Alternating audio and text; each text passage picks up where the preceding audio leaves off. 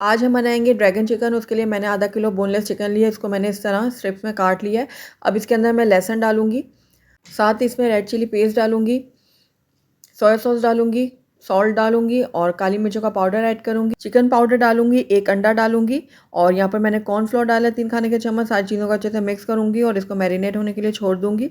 एक पैन में मैंने 2 खाने के चम्मच ऑयल डाल दिया, लहसुन डाल दिया और साथ ही मैंने 2 साबुत लाल मिर्च भी डाल दी है और फ्राई कर लूंगी इनको गोल्डन होने तक। एक छोटी प्याज ली थी, इसको मैंने बारीक काट के डाल दिया। उसके साथ ही एक छोटी शिमला मिर्च भी ले लिया, इसको भी बारीक काट के डाल दिया। अब इसमें चिली पेस्ट डालूंगी, सोया सॉस डालूंगी, चिली सॉस डालूंगी, नमक और चिकन पाउडर भी ऐड कर दूंगी। मिक्स कर लूँगी इसको मैं थोड़ा सा। चिली फ्लेक्स डालूंगी और साथ ही काली मिर्चों का पाउडर भी डाल दूंगी और दोनों चीज़ों को मैं मिक्स कर लूँगी।